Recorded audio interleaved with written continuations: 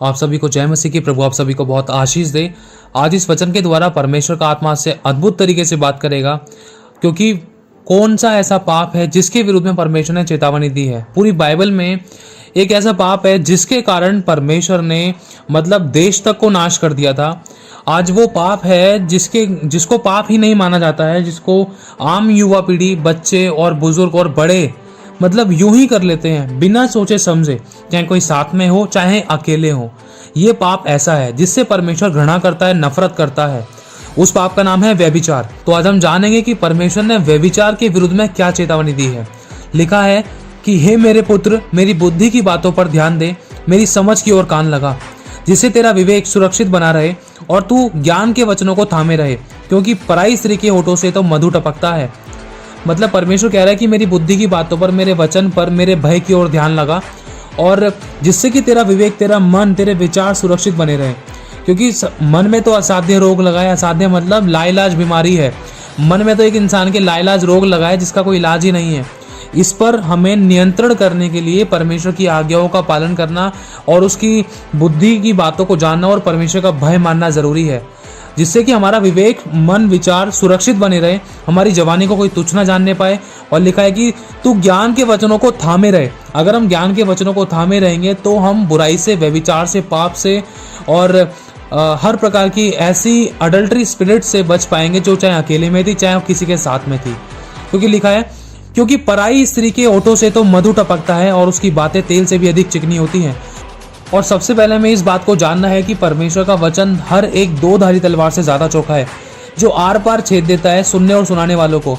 तो आज का ये जो वचन है, अगर कोई लड़की सुन रही है इस वचन को, तो ये बात ध्यान रखना कि उनको लड़कों के विषय में अपने आप को पवित्र रखना है और चौकस रहना है और व्यभिचार की बातों से, व्यभिचार के कामों से बचकर रहना है। अगर कोई लड़का सुन रहा है इस वचन को, तो उनको लड़कियों की चालों से, लड़कियों की ऐसी बातों से जो अडल्ट्री वाली स्पिरिट जो काम करती थी लड़का लड़की के द्वारा, तो उनको बचकर रहना है। लड़कियों को लड़कों से बचकर रहना है पाप के विषय में, और लड़कों को लड़कियों से बचकर रहना है पाप के विषय में। ठीक है, तो अब हम आगे पढ़ेंगे। लिखा है, परंतु इसका परिणाम नाक दोना सा कड़वा और दो धारी तलवार सा पहना होता है, और उसके पांव मृत्यु की ओर बढ़ते और उसके पग अधोलोक तक पहुंचते हैं। इसमें बता दिया गया, नाक दोना सा कड़वा बहुत ज्यादा जहरीला। अगर जो भी इस काम को करता है या जो करवाता है, ये दोनों के लिए बहुत खतरनाक है। लिखा है, और दो धारी तलवार सा पहना होता है, जो सुनने और सुनाने वाले को, करने और करवाने वाले को आर पार छेद देता है, जो नष्ट कर देता है। लिखा है, उसके पांव, जो ऐसे काम करता है, व्यभिचार के काम करता है, व्यभिचार की स्पिरिट के वश में है, जो जिसका दिल कहीं और लगता ही नहीं है, गलत सोचता है, गलत बोलता है, या गलत सोचती है, गलत बोलती है, ये एक हवस बन चुकी है। या फिर इसकी एक इच्छा होती है मन में, ऐसे गलत और गंदे काम करने की इच्छा होती है, या बार बार मन करता है किसी के साथ रिलेशन बनाने का, या गलत फोटोज देखने का, वीडियोस देखने का, गलत बोलने का, गलत चुटकुले सुनने का, गलत देखने का मन करता है, गलत पढ़ने का मन करता है, या गलत नेगेटिव चैट्स करने का मन करता है। तो उस विषय में लिखा है, उनके पांव मृत्यु की ओर बढ़ते हैं और उसके पग अधोलोक तक पहुंचते हैं। और ये सारी बातें कोई मनुष्य नहीं कह रहा है, इस बात का ध्यान रखना, ये स्वयं परमेश्वर का वचन कहता है। अगर इन बातों के विषय में अगर आपके मन में कोई विरोध करने वाली भावनाएं उठती हैं कि भाई ऐसा समझाया जा रहा है, ऐसा सिखाया जा रहा है, ऐसा बोला जा रहा है, तो ये बातें मेरे से नहीं वरन परमेश्वर के वचन से ध्यान रखना, क्योंकि परमेश्वर का वचन आपसे बात कर रहा है। वचन में लिखा है, जो वचन में लिखा है उसकी गहराई परमेश्वर का आत्मा आज आपको बता रहा है। ये कोई मनुष्य की बातें नहीं है। मुझे नहीं लगता कि आप परमेश्वर के वचन के विरुद्ध में आओगे या परमेश्वर से बहस करोगे। और आगे लिखा है, उसके पांव मृत्यु की ओर बढ़ते हैं और उसके पग अधोलोक तक पहुंचते हैं, और इसलिए उसे जीवन का समथर पथ नहीं मिल पाता। उसके चाल चलन में चंचलता है, परंतु उसे वह आप नहीं जानती। अगर कोई लड़की सुन रही है तो ये लड़के के विषय में सोचना। ठीक है, तो मैं फिर से पढ़ देता हूँ, इसलिए उसे जीवन का समथर पथ नहीं मिल पाता। जो व्यभिचार में फंसा हुआ है ना, उसको लाइफ में सक्सेस कभी मिल ही नहीं सकती है। यहाँ पर वचन साफ कहता है। लिखा है, उसके चाल चलन में चंचलता है, परंतु उसे वह आप नहीं जानती। जो व्यभिचारी है ना, जो हवस का पुजारी है, जिसके मन में उठना बैठना, खाना पीना, हर वक्त मन में अडल्ट्री, गलत बात, गलत विचार, गलत काम, गलत सोच विचार, और बात बात पर इन चीज़ों को सोचना, करना, या टाइम टू टाइम इन चीज़ों के लिए समय निकालना। तो इस विषय में परमेश्वर कह रहा है कि उसके चाल चलन में चंचलता है परंतु उसे वह आप नहीं जानती। मतलब इंसान इतना चंचल हो चुका है कि उसको वो खुद नहीं पता है कि वो कितनी बड़ी मिस्टेक कर रहा है। लिखा है, इसलिए अब हे मेरे पुत्रों मेरी सुनो। आज परमेश्वर का आत्मा आपसे कहता है मेरे भाइयों बहनों कि मेरी सुनो और मेरी बातों से मुंह ना मोड़ो, ऐसी स्त्री से दूर ही रहे। मतलब अगर कोई भाई है तो उसको स्त्री से दूर रहना है जो व्यभिचार करती है, जो व्यभिचार करवाती है या जिसके कारण आप पाप कर रहे हो। और अगर कोई बहन सुन रही है तो उसको ऐसे भाइयों से दूर रहना है जिसके कारण आपका प्राण नरक की ओर जाने को था, या जिसके कारण आपकी जिंदगी खराब होने को थी, या जिसके कारण आप दूसरों के लिए ठोकर का पाप का आंसू का कारण बन रहे थे या मृत्यु का कारण बन रहे थे। क्योंकि लिखा है कि इसलिए अब हे मेरे पुत्रों मेरी सुनो और मेरी बातों से मुंह ना मोड़ो, ऐसी स्त्री से दूर ही रहे और उसकी डेवड़ी के पास भी ना जाना। मतलब तो ऐसे परमेश्वर तो कह रहा है कि ऐसे लोगों के तो तुम पास भी मत जाना, चाहे लड़का हो चाहे लड़की हो, जो व्यभिचार के काम करता है, गलत बातें बोलता है, गलत और गंदी गंदी बातें निकालता है या गलत कामों में हाथ डालता है, ऐसे लोगों के तो पास भी जाने से परमेश्वर मना करता है। लिखा है, कहीं ऐसा ना हो कि तू अपना यश औरों के हाथ और अपना जीवन क्रूर जन के वश में कर दे। मतलब कहीं ऐसा ना हो कि हमारा पूरा जीवन एक गुलाम वाला बने और हम जो जैसा कहे हम उसके अनुसार करते रहें, हमारी सारी इच्छाएं, हमारे सारे ड्रीम, हमारे सारे सपने एकदम खत्म हो जाएं। ऐसा ना हो। परमेश्वर कह रहा अपनी ताकत, अपनी सामर्थ्य, अपना यश कहीं तू औरों के वश में मत कर दियो। अपने ऊपर पाप को प्रभुता मत करने दियो, किसी मनुष्य को और कभी पाप को प्रभुता अपने ऊपर मत करने दियो, वरन परमेश्वर की आज्ञा का पालन कर। परमेश्वर कहता है कि अगर तू ऐसा कर देगा तो अपने जीवन को क्रूर जन के वश में कर देगा, जिसमें तुझे दुख और दुख ही सहना होगा। इसके अलावा और कोई रास्ता है ही नहीं। क्यों? क्योंकि परमेश्वर अपने वचन से बंधा हुआ है। परमेश्वर पापी से प्रेम करता है लेकिन पाप से नफरत करता है। और लिखा है, आज्ञा ना मानने वालों के जीवन में शैतान काम करता है और शैतान आता है चोरी करने, नाश करने और घात करने। शैतान चैन चुरा लेता है, आशीष चुराता है, बरकत चुराता है, चंगाई चुराता है, छुटकारा चुराता है, हमारी ब्लेसिंग चुराता है, हमारी हर एक जरूरतों को जो पूरी होने को होती है वो चुराता है शैतान। उस शैतान को जो चोरी करता है उसको खत्म करने के लिए हमें पवित्रता का जीवन जीना जरूरी है। परमेश्वर की बात को मानना जरूरी है। इस व्यभिचार से बच के रहना जरूरी है। शैतान किसी की फैमिली ब्लेसिंग को चुराता है। शैतान किसी न किसी तरीके से आपका आनंद, आपका प्रेम, आपकी शांति, आपका चैन, विश्राम और आराम, आपकी ब्लेसिंग किसी भी प्रकार की, चाहे शारीरिक हो, चाहे आत्मिक हो, चाहे आर्थिक हो, चाहे संसारिक हो, आशीष चुराने की कोशिश करता है। अब वो शैतान आपके जीवन में एंटर कैसे करता है? उसका सबसे बड़ा रीजन है पाप। लिखा है कि आज्ञा ना मानने वालों के जीवन में शैतान काम करता है। और परमेश्वर ने तो साफ व्यभिचार के विरुद्ध चेतावनी दे रखी है। इसमें कोई सुझाव और समझाने वाली बातें नहीं है। आर या पार, अगर भला काम करोगे, अगर पाप से बचे रहोगे तो जीवन पाओगे, अच्छा प्रतिफल मिलेगा। अगर व्यभिचार में, पाप में फंसे रहोगे, जानबूझकर पाप करोगे, तो लिखा है कि जो जानबूझकर पाप करता है उसके लिए कोई और बलिदान बाकी नहीं है। परमेश्वर ने साफ कह दिया है, लिखा है इब्रानियों 10:26 में, क्योंकि सच्चाई की पहचान प्राप्त करने के बाद यदि हम जानबूझकर पाप करते हैं, पाप करते रहें, तो पापों के लिए फिर कोई बलिदान बाकी नहीं है। मतलब अगर हम जान चुके हैं कि व्यभिचार पाप है, अगर लेकिन फिर भी कर रहे हैं, तो जो जानबूझकर बुराई करता है ना वो दुष्ट है। और लिखा है दुष्ट को भी परमेश्वर ने विपत्ति भोगने के लिए ही बनाया है। और आगे लिखा है, हाँ, दंड का एक भयानक बाट जोना और आग का ज्वलन बाकी है जो विरोधियों को भस्म कर देगा। जब मूसा की व्यवस्था का ना मानने वाला 2 या 3 जनों की गवाही पर बिना दया के मार डाला जाता है, तो सोच लो कि वह कितना और भी भारी दंड के योग्य ठहरेगा, जिसने परमेश्वर के पुत्र को पांव से रौंदा और वाचा के लहू को, जिसके द्वारा वह पवित्र ठहराया गया था, अपवित्र जाना। परमेश्वर के लहू के द्वारा, यीशु के लहू के द्वारा आपके पाप क्षमा किए गए हैं। लेकिन अगर आप जानबूझकर बार बार पाप कर रहे हो तो यहाँ पर लिखा है साफ, ये वचन आपको इस बात की चेतावनी देता है कि अगर आप सही चाल चलोगे तो आपको जीवन पाने से कोई नहीं रोक सकता। अगर आप गलत चाल चलोगे तो परमेश्वर भी आपको जीवन चाहकर भी नहीं दे सकता। ये परमेश्वर की आज्ञा है और उसका रूल है और उसकी चेतावनियां भी हैं। और लिखा है जिसके द्वारा वह पवित्र ठहराया गया था, अपवित्र जाना और अनुग्रह के आत्मा का अपमान किया, क्योंकि हम उसे जानते हैं जिसने कहा, पलटा लेना मेरा काम है, मैं ही बदला दूंगा। और फिर यह कि प्रभु अपने लोगों का न्याय करेगा। जीवित परमेश्वर के हाथों में पड़ना बड़ी भयानक बात है।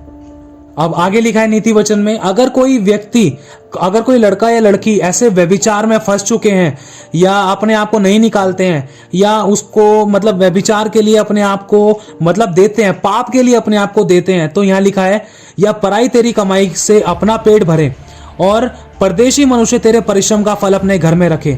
मतलब इन बातों से आप लोग समझ सकते हो, जो व्यभिचार में फंसा हुआ है तो ऐसे भाई और बहनों की कमाइयों को कोई और खा रहा है। जो भाई बहन ऐसे व्यभिचार पाप में डूबे हुए हैं, सत्य को जानने के बाद भी, चेतावनी को जानने के बाद भी और पाप के दंड को जानने के बाद भी अगर फिर भी पाप में लिप्त हो रखे हैं तो उनके हाथ के कामों को सफल कर ही नहीं सकता है। कोई नहीं कर सकता है। क्यों? क्योंकि ये मनुष्य का खुद का चुनाव है। परमेश्वर ने अधोलोक और नरक नहीं बनाया है, ये मनुष्य की मजदूरी है, मजदूरी। क्योंकि लिखा है कि पाप की मजदूरी तो मृत्यु है। इस विषय में कोई भी मनुष्य परमेश्वर को दोषी नहीं ठहरा सकता। लिखा है कि मनुष्य के पास धन तो बहुत रहता है, सब कुछ होता है, तो भी परमेश्वर उसको उसमें से खाने नहीं देता। कोई दूसरा ही उसे खा लेता है। यह भी व्यर्थ है और भयानक दुख है। तो परमेश्वर इसमें कहता है कि भाई जिसके पास परमेश्वर की आज्ञा है, जो उसके अनुसार चलता है, तो उसको किसी भली वस्तु की घटी नहीं हो सकती। परमेश्वर उनके हाथ के कामों को सफल करता है, कदमों को मुबारक करता है और शब्दों को मुबारक करता है। मुंह से आशीष ही निकलती है। कभी आंखों के आगे कोई समस्या, कोई परेशानी अगर खड़ी होती है तो तुरंत ऑन द स्पॉट परमेश्वर की प्रार्थना के द्वारा वो सामने से निकलती है, वो जाती है और छुटकारा पाते हैं लोग। ऐसा किसके जीवन में होता है? ऐसा उनके जीवन में होता है जो आज्ञा को जानकर उसके अनुसार चलते हैं, परमेश्वर को प्रसन्न करते हैं, वरन अपनी शरीर की अभिलाषा के अनुसार नहीं, वरन परमेश्वर की आत्मा के चलाए चलते हैं। आत्मा मतलब परमेश्वर के वचन के अनुसार चलते हैं। ऐसे लोगों के परमेश्वर हाथ के कामों को सफल करता है, कदमों को मुबारक करता है, उनके साथ साथ चलकर उनके युद्ध को लड़ता है, उनकी जरूरतों को पूरा करता है, उनकी प्रार्थना को उत्तर देता है, उनकी घटिया को भरपूरी मिलता है। ऐसे लोगों के टूटे हुए रिश्तों को जोड़ता है, ऐसे लोगों के जो बिगड़े हुए काम थे उनको संवारता है। आंखों देखी परमेश्वर अपने आश्चर्य कर्मों को प्रकट करता है। क्यों? क्योंकि वो अपने वचन से बंधा हुआ है। अगर आप लोग आज्ञा पालन कर रहे हो तो परमेश्वर आपको बोलने का भी मौका नहीं देगा कि आपने आज्ञा तो पालन करी लेकिन परमेश्वर ने आपको आशीष नहीं दी। परमेश्वर ऐसा भी आपको मौका नहीं देगा। क्यों? क्योंकि वो जानता है कि मेरे बच्चों की क्या क्या आवश्यकता है। लेकिन बच्चे अपना दिमाग चलाकर पाप पर पाप किए जा रहे हैं, तो परमेश्वर कहां से देगा? लाइफ में सक्सेस मिल ही नहीं सकती है, क्योंकि ये परमेश्वर का वचन कहता है। लिखा है, मैं फिर से पढ़ देता हूं, या पराए तेरी कमाई से अपना पेट भरे और परदेशी मनुष्य तेरे परिश्रम का फल अपने घर में रखे, और तू अपने अंतिम समय में जबकि तेरा शरीर क्षीण हो जाए तब यह कहकर हाय मारने लगे। मतलब जब इतना सब कुछ सिखाया जा रहा था लड़का और लड़की को, उन्होंने सच को जानने के बाद अपने आप को ठीक नहीं किया। और जब आगे चलते जब लाइफ में बहुत खतरनाक धक्का लगा, जब ऐसा लगा सब कुछ खत्म होने को है और उम्र भी ऐसी हो गई है, हाथ पैर भी जवाब दे गए हैं, तो उस समय हाय मार कर कहने लगे कि भाई मैंने इतनी बड़ी क्या गलती कर दी, मैंने शिक्षा से कैसा बैर किया और डांटने वाले का कैसा तिरस्कार किया। जो मुझे डांट रहा था वो सही था। अगर मैं उसकी बात उस समय मान लेता तो आज मैं इस पाप के, इस दुख में, इस समस्या में, इस घटी में, इस बीमारी और परेशानी में नहीं होता। लिखा है, मैंने अपने गुरुओं की बात को नहीं मानी और अपने सिखाने वालों की ओर ध्यान न लगाया। मैं सभा और मंडली के बीच में प्राय सब बुराइयों में जा पड़ा। परमेश्वर ने साफ बोल दिया, ऐसे लोग बुराइयों में जा पड़ेंगे। क्यों जा पड़ेंगे? क्योंकि परमेश्वर की आज्ञाओं से मुंह मोड़ा, परमेश्वर की आज्ञाओं की ओर ध्यान नहीं दिया। परमेश्वर ने कहा कि तुम मेरी आज्ञाओं को सुनो, मेरी आज्ञाओं को और मेरी बातों को अपने हृदय में रख छोड़ो और उनसे अपना मुंह मत मोड़ो, वरन उनको अपने हृदय में रूपी पटिया पर लिख लो। उनको याद रखो कि तुम्हारे चलते फिरते, उठते बैठते, खाते पीते हर वक्त वो तुमसे बात किया करे, तुम्हें बताती रहे करें, तुम्हें चिताती रहे करें मेरी आज्ञाएं, ताकि तुम पाप से, बुराई से बचे रहो। लेकिन अगर आपको आज्ञाएं नहीं पता है तो आप कैसे बचोगे? लेकिन इतना तो जानते हो ना कि व्यभिचार तो पाप है। क्या आपको मालूम है व्यभिचार के पाप के कारण परमेश्वर ने सदोम और अमोरा को नाश कर दिया था। आग और गंधक के गोले गिराए थे, एक भी नहीं बचा था उसमें से। आपको मालूम है दाऊद परमेश्वर का मन भाव व्यक्ति था, उसके जैसा पूरी बाइबल में वर्शिपर नहीं है। परमेश्वर दाऊद पर अपना मन इस तरीके से लेकर आता था कि जब परमेश्वर की वो आराधना करता था परमेश्वर मतलब आनंदित होता था। और परमेश्वर ने उसके बारे में गवाही दी है कि तू मेरा मन भाव व्यक्ति है। सोचो जब दाऊद से पाप हुआ, क्या हुआ? व्यभिचार हुआ। दाऊद ने भजन संहिता 51 में अपने पापों का पश्चाताप किया, और भी कई तरीके से दाऊद ने पश्चाताप किया। सुलेमान से व्यभिचार हुआ, शिमशोन से व्यभिचार हुआ। जिन जिन लोगों से परमेश्वर के विरुद्ध में पाप हुआ, परमेश्वर के विरुद्ध में क्या किया, अगर आप सुनोगे तो हैरान हो जाओगे। व्यभिचार का पाप पूरी 10 पीढ़ियों को खराब कर देता है। अगर बाप ने व्यभिचार किया तो बेटा भी व्यभिचार करता है, उसका बेटा भी फिर व्यभिचार करता है, बेटे का बेटा व्यभिचार करता है। ये पीढ़ियों चले आते श्राप होते हैं। दाऊद से व्यभिचार हुआ था, दाऊद ने बेरशेबा के साथ व्यभिचार किया था, नहाते हुए देखा था। और फिर उसके बाद सुलेमान से पाप हुआ। सुलेमान ने दूसरी औरतों के साथ, जिनके विषय में परमेश्वर ने मना किया था, उनके साथ शादियां की, उनको मतलब अपनी रखैले बनाया। अब सोचो परमेश्वर के वचन के विरुद्ध पाप हो तो परमेश्वर ने साफ बोल दिया, सुलेमान से भी कह दिया था कि मुझे तुझ पर क्रोध आया है, मैं तुझसे क्रोधित हूं। और परमेश्वर ने इतनी सारी बातें सिखाई उन लोगों को कि मतलब परमेश्वर ने कई कई बार उनको चेतावनियां दी, लेकिन फिर भी नहीं संभल पाए थे। और शिमशोन से जब पाप हुआ, शिमशोन को 3 बार मौका मिला था, चौथी बार में वो फंस गया व्यभिचार के चक्कर में। और लिखा है कि वो परमेश्वर का सामर्थ्य अभिषिक्त था, वो हजारों को गधे की जबड़े की हड्डी से मार दिया करता था, शत्रुओं को। और ये भी लिखा है कि उसने शेर को तो यूं ही फाड़ दिया था। और उसके बारे में ये भी गवाही लिखी कि परमेश्वर का आत्मा उसके ऊपर बल से उतरता था, सामर्थ्य रूप से उतरता था, और लोग कांपते थे उससे। और ये भी लिखा है कि जब उसने परमेश्वर की आज्ञा को तोड़ा, जिस बात के लिए परमेश्वर ने मना किया था, उससे वो गलती हुई, तो लिखा है यहोवा उसके पास से चला गया और वो दूसरों को तमाशा करने वाला व्यक्ति खुद तमाशा बन गया। अगर आप चाहें तो पढ़ सकते हैं, लिखा है कि वो खुद तमाशा बन गया, उसकी आंखें फोड़ दी गई और वो दूसरों का तमाशा करने वाला बन गया। और उसने परमेश्वर से रो रो कर गिड़गिड़ा कर माफी मांगी। बस एक बात बोलना चाहूंगा मेरे भाइयों बहनों, देखो इंसान को ना परमेश्वर के वचन की और परमेश्वर की आज्ञाओं की उस समय कदर नहीं होती कि जब वो हमारे नज़दीक और हमारे पास सिखाने वाले होते हैं, उस समय कदर नहीं होती। लेकिन उस समय कदर होती है जब इंसान ठोकर खा लेता है। कहते हैं ना, बहुत से ऐसे थे जिनको ठोकर खाने के बाद मौका भी नहीं मिला, अगर मिला तो सब कुछ खो चुके थे। संभलते भी तो किसके लिए संभलते। इसीलिए परमेश्वर का वचन आज आपसे कहता है मेरे भाइयों और बहनों, अपने आप को संभाल लो, पवित्र करो, क्योंकि वो पवित्र है, बुलाने वाला पवित्र है, वो बहुत जल्द आने वाला है। वो विश्वासी को नहीं, वो विश्वास योग्य को लेने आने वाला है। इस बात का ध्यान रखना, वो सिर्फ कलीसिया को नहीं, वो पवित्र, निष्कलंक, निष्पाप, तेजस्वी कलीसिया को लेने आने वाला है। आज हम लोग कैसे एक दूसरे लड़की लड़कों से जब मिलते हैं तो कैसे कैसे हाय हेलो बोलते हैं और गले मिलते हैं और एक दूसरे से चैटिंग करते हैं, बातचीत करते हैं। इस विषय में देखो परमेश्वर का वचन कितनी चेतावनी देता है। लिखा है, यीशु ने भी कहा है कि अगर तुमने किसी स्त्री के बारे में गलत सोच भी लिया तो पाप कर दिया। हाथ लगाना तो दूर की बात है। और एक तरफ ये भी लिखा है कि जो कोई पराई स्त्री को छुएगा वह दंड से ना बचेगा। अब परमेश्वर का वचन इस बारे में कितनी भारी चेतावनी देता है कि भाई छूने की बात तो दूर, तो हम सोच भी नहीं सकते हैं। अगर सोच लिया तो हमसे पाप हुआ। और इस बात का ध्यान रखना कि ये वचन लड़का और लड़की दोनों के लिए है। अगर कोई लड़का किसी लड़की को छुएगा व्यभिचार के काम से, व्यभिचार के लिए या अपने फायदे के लिए, और अगर कोई लड़की किसी लड़के को छूती है तो उसमें साफ बता रखा है अगर कोई पराई स्त्री या किसी पराये पुरुष को छुएगा वह दंड से ना बचेगा। ये मनुष्य नहीं, ये परमेश्वर का वचन बोलता है। मतलब स्त्रियों को भी पुरुष से बचकर रहना है, लड़कियों को लड़कों से बचकर रहना है और लड़कों को लड़कियों से बचकर रहना है।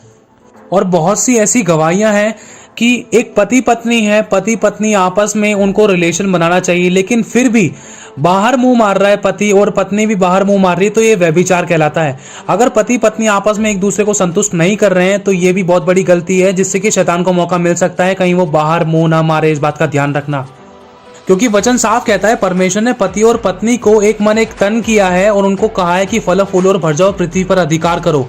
कोई तीसरा उनके बीच में ना आने पाए। अगर कोई तीसरा आ रहा है तो स्वयं पति पत्नी इस बात के जिम्मेदार हैं। इसमें परमेश्वर की कोई गलती नहीं है, क्योंकि लिखा है कि हे पत्नियों, तुम्हें अपनी देह पर अधिकार नहीं वरन पतियों को है, और हे पतियों, तुम्हें अपनी देह पर अधिकार नहीं वरन पत्नी को है। और किसी तीसरे व्यक्ति को अधिकार है ही नहीं देह पर। और पूरे संसार में सिर्फ एक ही रिश्ता परमेश्वर ने बनाया है, वो है पति और पत्नी का। अगर आपको लगता है कि आपके पति और पत्नी में कुछ ऐसा चल रहा था तो इस बात के लिए प्रार्थना करें, फास्टिंग में आए, परमेश्वर जरूर मन फेर कर लेकर आएगा उनको। क्योंकि परमेश्वर ने नहीं अलग करा कभी किसी को, परमेश्वर तो जोड़ता है, क्योंकि यीशु का स्वभाव और स्वरूप यही है। यीशु ने हमारा मेल मिलाप परमेश्वर पिता से कराया है, तो उसी तरीके से परमेश्वर कभी तोड़ना नहीं सिखाता, परमेश्वर जोड़ना सिखाता है। अगर आप प्रार्थना करोगे, फास्टिंग करोगे और उपवास के साथ उसकी बाट जो होगी और धीरज धरोगे तो वो जरूर सबको बदल कर लेकर आएगा। अगर आपकी पत्नी गलत काम में थी तो आपकी पत्नी का मन फेर कर आपकी ओर लेकर आएगा। अगर आपका पति गलत काम में था मेरी बहन, तो आपके पति को परमेश्वर बदल कर आपके पास लेकर आएगा और आप लोग फिर से एक मन एक तन होंगे।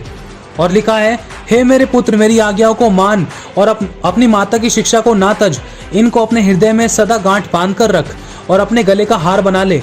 वह चलने में तेरी अगुवाई और सोते समय तेरी रक्षा और जागते समय तुझसे बात किया करेगी, ताकि तुझको बुरी स्त्री से बचाए। अगर कोई बहन है तो उनको पुरुषों से बचने के लिए इन परमेश्वर की आज्ञाओं को अपने हृदय में रख छोड़ना है कि कोई भी व्यभिचारी व्यक्ति, कोई भी व्यभिचार करने वाला मनुष्य आपको अपने कटाक्ष में फंसाने ना पाए, कहीं कोई आपको इस्तेमाल ना करे, कहीं कोई आपको पाप में ना डाल दे।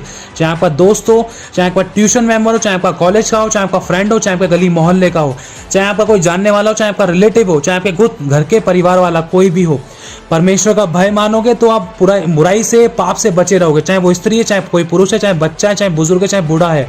ध्यान रखना, क्योंकि लिखा है ताकि तुझको बुरी स्त्री से बचाए। अगर कोई पुरुष है तो उसको स्त्री से बचाए, अगर कोई स्त्री है तो उसको पुरुष से बचाए, बुरे पुरुष से बचाए। लिखा है और पराई स्त्री की चिकनी चुपड़ी बातों से बचाए, क्योंकि लड़का लड़की की चिकनी चुपड़ी बातों में आकर मतलब अपनी पवित्रता को खराब कर देता है और अपनी बहुत बड़ी ब्लेसिंग्स को खो देता है, जिसके कारण वो नरक की ओर जाने के लिए तैयार है और पाप की ओर जाने के लिए तैयार है और अपनी जिंदगी को खराब करने के लिए तैयार है, अपनी सक्सेस को खोने के लिए तैयार है और अपने हाथ के कामों को, अपनी आशीषों बरकतों को खोने के लिए तैयार है, अपनी हर एक इच्छा और ड्रीम्स को, अपने सपनों को, अपने आशीषों को खोने के लिए तैयार है। बस यही है। और दूसरी बात यह है, अगर कोई लड़की है तो उसको लड़कों से बचकर रहना है, अगर कोई लड़का है तो उसको लड़कियों से बचकर रहना है, इनकी चुपनी चुकड़ी बातों से। प्लीज, लिखा है उसकी सुंदरता देखकर अपने मन में उसकी अभिलाषा ना कर, वह तुझे अपने कटाक्ष से फंसाने ना पाए, क्योंकि वैश्यगमन के कारण, मतलब व्यभिचार के कारण मनुष्य टुकड़ों का भिखारी हो जाता है। ये कोई मनुष्य नहीं कह रहा, ये परमेश्वर का वचन स्वयं कहता है। लिखा है परंतु व्यभिचारिणी अनमोल जीवन का अहेर कर लेती है। मतलब अगर कोई लड़का है तो उसको व्यभिचारिणी स्त्री से बचकर रहना है, जिसके साथ वो रिलेशन बना रहा है या रिलेशन बनाने के बारे में सोच रहा है, या चाहे कोई गर्लफ्रेंड है, चाहे कोई भी है XYZ, तो उसके बारे में ना तो ज़्यादा सोचना है, जिसके कारण भाई पाप हो। ठीक है, अगर ज़्यादा सोच रहे हैं, चाहे कोई लड़का है चाहे कोई लड़की है, अगर कोई फीमेल या अदर जेंडर्स के बारे में कोई सोच रहा है तो प्लीज़ इन चीज़ों को अपने जीवन से दूर करो, क्योंकि साफ परमेश्वर ने कह दिया, क्योंकि वैश्यागमन के कारण मनुष्य टुकड़ों का भिखारी हो जाता है। परंतु व्यभिचारी व्यक्ति अनमोल जीवन को मतलब खत्म कर देती है, अहेर कर लेती है। व्यभिचारी व्यक्ति, व्यभिचारिणी हो या व्यभिचारी व्यक्ति हो, चाहे कोई लड़का हो चाहे लड़की हो, अगर वो पाप में है, व्यभिचार के या पाप करने की इच्छा में या अभिलाषा में है, या ऐसी इच्छा रखते हैं, ऐसा मन करता है, या ऐसी चीज़ें देखते हैं, तो ये सब चीज़ें अच्छे जीवन का अहेर कर लेती हैं, मतलब खत्म कर देती है, नाश कर देती हैं। लिखा है क्या हो सकता है कि कोई अपनी छाती पर आग रख ले और उसके कपड़े ना जलें? क्या हो सकता है कि कोई अंगारों पर चले और उसके पाँव ना झुलसे? लिखा है जो पराई स्त्री के पास जाता है उसकी दशा ऐसी ही होगी, वरन जो उसको कोई छुएगा वह दंड से ना बचेगा। और लिखा है जो परस्त्री गमन करता है वह निर्बुद्धि है, मतलब कि जो स्त्री के साथ करती है या जो कोई पुरुष के साथ करता है, तो ये भी बहुत निर्बुद्धि वाली बात है। परमेश्वर इसमें कहता है जो अपने प्राणों को नष्ट करना चाहता है ना, वही ऐसा करेगा। या जो कोई अपने आप से करता है व्यभिचार, तो वो अपने प्राणों को नष्ट करने की कगार पर है। लिखा है उसको घायल और अपमानित होना पड़ेगा और उसकी नामधराई कभी ना मिटेगी, मतलब बदनामी होती रहेगी। नामधराई कभी खत्म नहीं हो सकती, बदनामी कभी खत्म नहीं हो सकती, मतलब बदनामी होती रहेगी। अब एक परमेश्वर के वचन के द्वारा एक ऐसी कहानी दी गई है जिसको आपके सामने भी पढ़ा जाएगा, तो प्लीज इसको ध्यान से सुनना। लिखा है मैंने एक दिन अपने घर की खिड़की से अर्थात अपने झरोखे से झांका, तब मैंने भोले लोगों में से एक निर्बुद्धि जवान को देखा। अब ये लड़का भी हो सकता है, लड़की भी हो सकती है, तो इस बात का ध्यान रखना। लिखा है वह उस स्त्री के घर के कोने के पास की सड़क पर चला जाता था। अब ये तो एक लड़का है, अब इसमें आपको ये चीज देखनी है कहीं ये गलती आप तो नहीं कर रहे हो किसी भी तरीके से, चाहे कारण कुछ भी है, रीजन कुछ भी है, चाहे सेम ऐसा नहीं है, लेकिन पाप तो पाप है ना। और उसने उसके घर का मार्ग लिया और उस समय दिन ढल गया और संध्या काल आ गया था, वरन रात का घोर अंधकार छा गया था।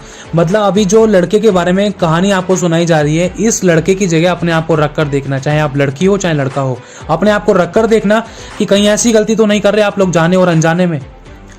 लिखा है और देखो उसे एक स्त्री मिली जिसका भेष वैश्य का सा था और वह बड़ी धूर्त थी, मतलब बहुत चालाक थी। एक लड़की मिली उस लड़के को और जो बहुत सुंदर दिखने में, बहुत सुशील, बहुत प्यारी लग रही थी, और उस लड़के का मन उस लड़की पर आ गया। लिखा है वह शांति रहित और चंचल थी और अपने घर में ना ठहरती थी, कभी वह सड़क में कभी वह चौक में पाई जाती थी, मतलब घर में नहीं ठहरती थी, कभी किसी ना किसी बहाने से कभी बाहर चली गई, कभी ट्यूशन के बहाने से, कभी किसी न किसी रीजन से, कभी कॉलेज के बहाने से, मतलब एक आपकी लैंग्वेज में उदाहरण के तौर पर समझाया जा रहा है आपको, नेगेटिव मत लेना। तो इसमें लिखा है कभी वह सड़क में कभी वह चौक में पाई जाती थी। मतलब कुछ ना कुछ रीज़न से लड़कों को पटाने के लिए, लड़कों को अपने वश में करने के लिए, उनका इस्तेमाल करने के लिए, अपनी भोग विलास को पूरा करने के लिए कुछ ना कुछ रीज़न से कहीं ना कहीं किसी भी समय वो घर से बाहर निकल जाया करती थी, घर में नहीं टिकती थी, क्योंकि यहाँ साफ लिखा है, और अपने घर में ना ठहरती थी, कभी वह सड़क में कभी चौक में पाई जाती थी। और एक एक कोने पर वह बाट जोती थी, मतलब इंतजार करती थी कि कोई लड़का आए, कोई ऐसा लड़का मिले जिसके अंदर ये खूबी हो, इतना सुंदर हो, इतना पैसे वाला हो और इतना बैकग्राउंड हो, ऐसा वो हो, सो मुँह सो बातें।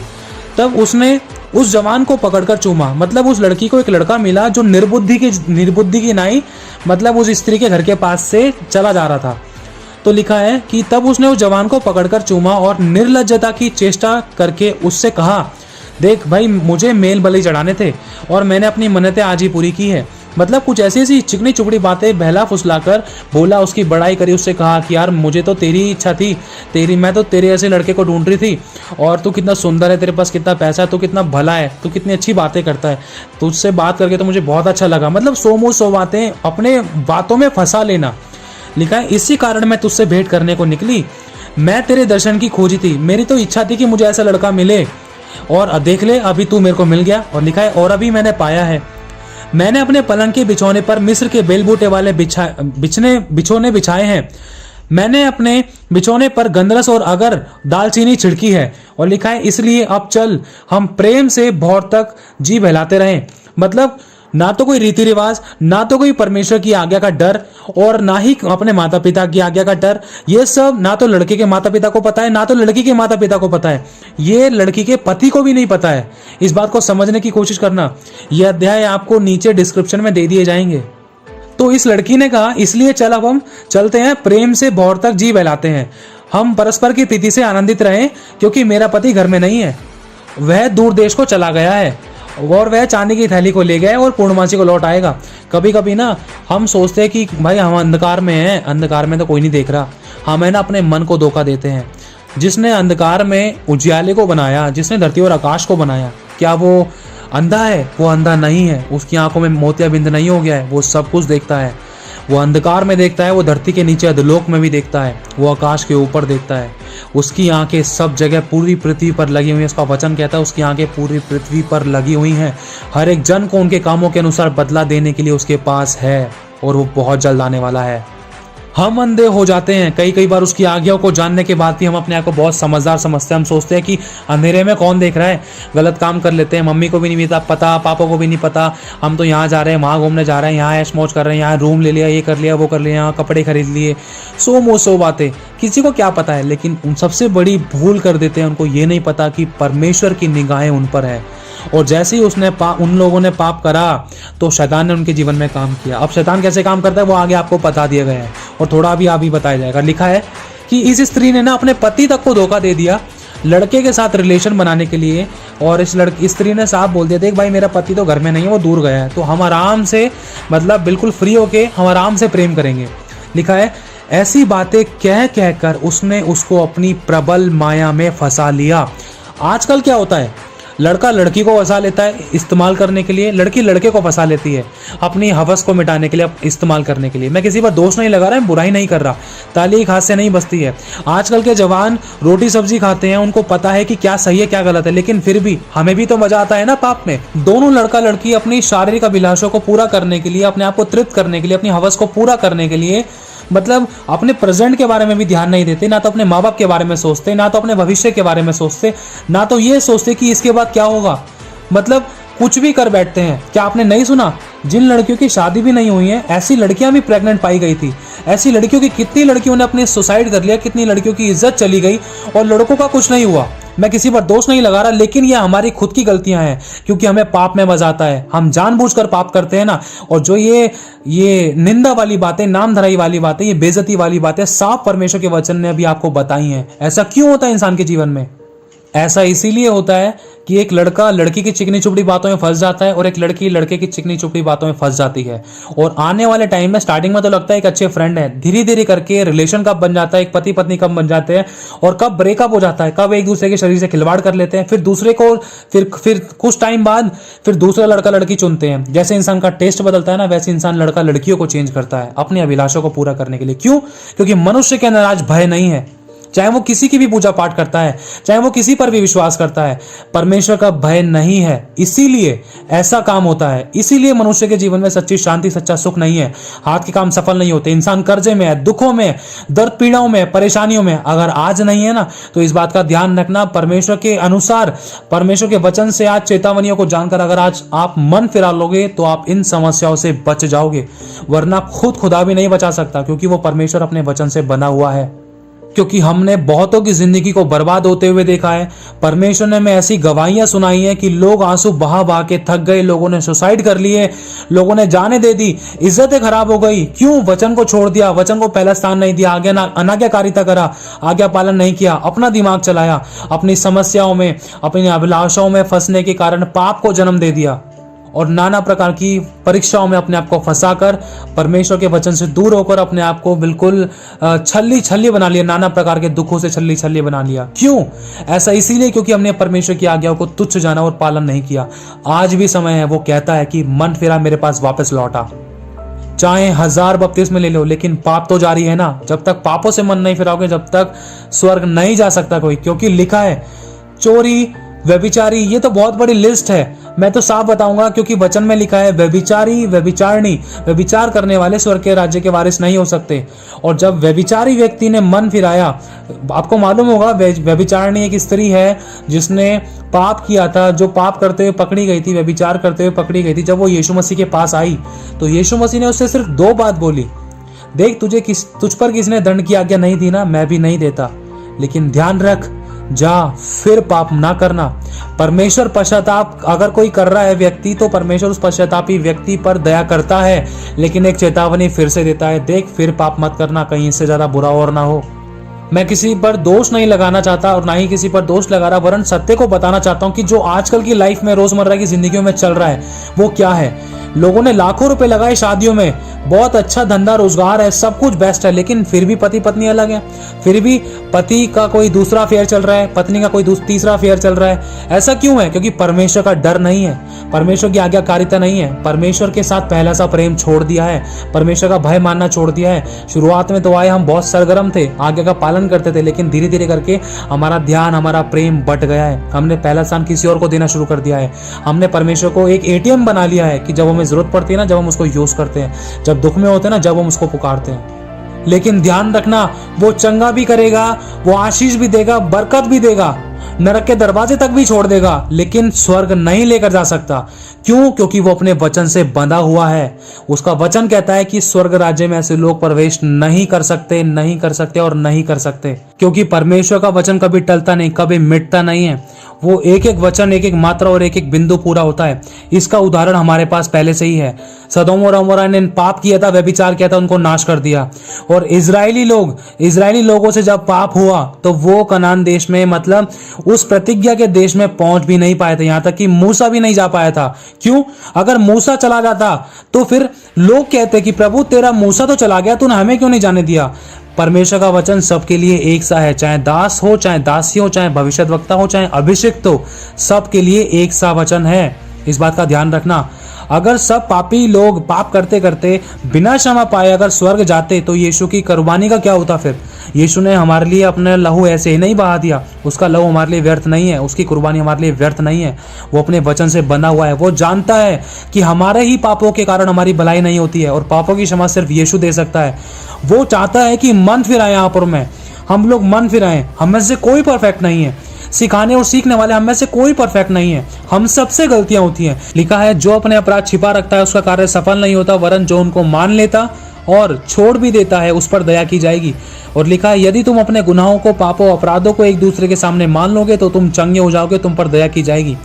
और यह भी लिखा है, यदि तू अपने गुनाह पाप अपराधों को मेरे पास आके मान लेगा तो मैं तुझे क्षमा कर दूंगा, तुझे अपने लहू से धो के पवित्र कर दूंगा, हिम के समान श्वेत कर दूंगा। लेकिन एक तरफ यह भी लिखा है कि जो बार बार डांटे जाने पर भी हट करता है, बार बार समझाने पर भी मतलब जो बिल्कुल समझता नहीं है, ढिठाई दिखाता है, तो लिखा है जो बार बार समझाए जाने पर भी हट करता है वह अचानक नष्ट हो जाएगा और उसका कोई भी उपाय काम ना आएगा। और आगे लिखा है यहाँ पर कि ऐसी बातें कह कहकर उसने उसको अपनी प्रबल माया में फंसा लिया और अपनी चिकनी चुपड़ी बातों से उसको अपने वश में कर लिया। मतलब एक लड़का एक लड़की को अपने वश में कर लेता है, एक लड़की एक लड़के को अपने वश में कर लेती है। किस बात के विषय में? पाप के विषय में। और दोनों राजी हो जाते हैं और पाप में मजा आता है। और लिखा है वह तुरंत उसके पीछे हो लिया। ऐसा ही तो होता है कि एक लड़का अगर एक लड़की को पीछे मुड़कर देख ले तो मन में ख्याली पुलाव बन जाते हैं कि यार कितना स्मार्ट होगा, कितना अच्छा लग रहा होगा, सही पैसा है, सही पर्सनैलिटी, अच्छी बॉडी है, अच्छा रहन सहन है, अच्छा बात करने का तरीका है, अच्छी इंग्लिश बोलता है, सौ बातें। मन में एक ऐसे विचार, ऐसे इमेजिनेशन होने लग जाते होंगे। 100 में से 1 ना 1% तो जरूर होता होगा। और अगर कोई लड़की एक लड़के को पीछे मुड़कर देख ले तो लड़का तो छोड़ ही नहीं सकता है भाई, लड़की के घर का पता तो निकालना ही है। लड़की ने पीछे मुड़कर कैसे देखा? अच्छी लग रही थी, ड्रेसिंग सेंस अच्छा था, सुंदर दिखती है, 100 बातें, और अच्छा चाल चलन है, अच्छा बात करने का तरीका है, और भी बहुत सारी बातें। मन में ख्याली पुलाव बनते हैं। तो ये वही तो चीज़ है। लिखा है कि वह तुरंत उसके पीछे हो लिया जैसे बैल कसाई खाने को और जैसे बेड़ी पहने हुए कोई मूढ़ ताड़ना पाने को जाता है। मतलब एक लड़का एक लड़की के पीछे ऐसे फिर जाता है कि जैसे एक बैल कटने को जाता है, और एक लड़की एक लड़के के पीछे ऐसे हो जाती है अपनी अभिलाषाओं के चक्कर में। एक लड़का एक लड़की के पीछे ऐसे हो जाता है अपनी अभिलाषाओं के चक्कर में जैसे एक बैल कटने को जा रहा है, एक बैल मरने को जा रहा है, एक बैल का मतलब सत्यानाश होने को जा रहा है। क्योंकि यहाँ पर साफ लिखा है कि जैसे बेड़ी पहने हुए कोई मूढ़ ताड़ना पाने को, पिटाई खाने को, और लिखा है जैसे बैल कसाई खाने को। अब एक बैल है वो कसाई खाने में कैसे जाएगा? अब वो खुला चौड़ा होके तो जाएगा नहीं, एक राजा बन के तो जाएगा नहीं। मार पीट कर उसको बंधुआ बनाकर बिल्कुल एक बंधवाई में ले जाकर उसको घसीटते हुए, पीटते हुए, डराते हुए और उसको खून खान करते हुए, उस पर बिना दया के उसको रगड़ कर ले जाते हुए उसको मारने के लिए ले जाया जाता है। अब सोचो, अब जो कोई ऐसी परिस्थिति में कोई लड़का कोई लड़की किसी के चंगुल में फंसते हैं तो उनकी हालत क्या हो जाती है? शुरुआत में तो बहुत सही लगता है, सही खाना मिलता है, लेकिन बाद में क्या होता है ये बातें आप इन वचनों के द्वारा जान ही गए होंगे। और आगे लिखा है कि अंत में उस जवान का कलेजा तीर से बेधा जाएगा। तीर किसका? दुष्ट का जलता हुआ तीर, जिसके द्वारा बच नहीं सकता इंसान। बच वो ही पाएगा जो परमेश्वर की आज्ञा के अनुसार चलेगा, जो विश्वास की ढाल लेगा। इस बात का ध्यान रखना। लिखा है वह उस चिड़िया के समान है जो फंदे की ओर तेजी से उड़ती है, और वह व्यक्ति उस चिड़िया के समान है जो मतलब व्यभिचार के लिए दौड़ता, जो व्यभिचार करने के लिए फुर्ती करता है, तो वो ऐसी चिड़िया के समान होता है जो फंदे की ओर तेजी से उड़ती हो। और लिखा है कि नहीं जानती हो वो चिड़िया कि उसके अंदर मेरे प्राण जाएंगे, उस फंदे में मेरे प्राण जाएंगे। मतलब लड़कों लड़की को पता ही भी नहीं चलता है कि पाप की ओर ऐसे चले जाते हैं कि उनको पता ही नहीं रहता है कि यहाँ ये ऐसा पाप है जिसमें मेरे प्राण कोई बचा नहीं सकता है। मतलब उनको पता ही नहीं रहता है कि कितने बड़े पाप के भागीदारी और कितने बड़े पाप के अंदर हम हाथ मिलाने को जा रहे हैं। लिखा है अब हे मेरे पुत्र मेरी सुनो, हे मेरे पुत्रों मेरी सुनो, मेरी पुत्रियों मेरी सुनो और मेरी बातों पर मन लगाओ। तेरा मन ऐसी स्त्री और ऐसे पुरुष के मार्ग की ओर ना फिरे और उसकी डगरों में भूल कर भी ना जाना, क्योंकि बहुत से लोग उसके द्वारा मारे पड़े हैं, उसके घात किए हुओं का एक बड़ी संख्या होगी। मतलब ऐसे इतने सारे लोग हैं जो ऐसे व्यभिचार ऐसे पाप से मतलब ग्रसित थे जिनकी बहुत बड़ी संख्या थी। लिखा है यहाँ पर साफ, क्योंकि बहुत से लोग उसके द्वारा मारे पड़े हैं, व्यभिचार के द्वारा, ऐसी स्त्रियों के द्वारा, ऐसे पुरुषों के द्वारा जिनके अंदर व्यभिचार का आत्मा काम करता था और जो दूसरों को भी फंसाते थे, पाप में डालते थे। लिखा है क्योंकि बहुत से लोग उसके द्वारा मारे पड़े हैं, उसके घात किए हुओं की एक बड़ी संख्या होगी। उसका घर अधोलोक का मार्ग है और वह मृत्यु के घर में पहुंचाता है। तो बस इतना कहना चाहता हूं कि मन फिराओ और पापों से तौबा करो, अपनी गलतियों को परमेश्वर के सामने खोल कर रख दो, अंगीकार करो अपनी गलतियों का, क्योंकि दाऊद ने कहा था कि हे मेरे परमेश्वर मेरे गुप्त पापों से मुझे शुद्ध कर, मेरे ढिठाई के पापों से मुझे क्षमा कर और मेरे व्यभिचार के पापों से मुझे आज़ाद कर। मेरे पापों को क्षमा कर, मेरे अंदर शुद्ध मन, स्थिर आत्मा नए सिरे से उत्पन्न कर। मुझे अपने सामने से निकालना दे और पवित्र आत्मा को मुझसे दूर ना कर। बस एक बात कहना चाहता हूँ, शिमशोन के साथ क्या हुआ था? शिमशोन के साथ हुआ था कि यहोवा उसके पास से चला गया। मैं नहीं चाहता किसी के साथ ऐसा हो। हम में से कोई परफेक्ट नहीं है। प्रभु सबको ज्ञान और प्रकाश का आत्मा दे। बस अपने आप को वचन से भरो और परमेश्वर का भय मानो और अपने आप को परमेश्वर सच्चे न्याय के हाथों में सौंपो। पवित्र आत्मा की मदद मांगो और शैतान पर जय पाने के लिए, आपको इन समस्याओं पर जय पाने के लिए एक उपवास की ज़रूरत है, क्योंकि लिखा है कि एक ऐसी जाति है जो बिना उपवास और प्रार्थना के नहीं जाती। आपको स्ट्रांगली इन बातों के लिए प्रार्थना करनी है कि प्रभु ये व्यभिचार के पाप को मैं ख़त्म करना चाहता हूँ, मेरी मदद करो। मेरा आज का उपवास आपकी ग्रहण योग्य हो। उपवास बुराइयों का उपवास रखना है, ये नहीं कि भूखा रह लो। अगर उपवास के बारे में नहीं जानते तो उपवास का आप वीडियो देख सकते हो। प्रभु आप सभी को बहुत आशीष दे। आप सभी को जय मसीह की।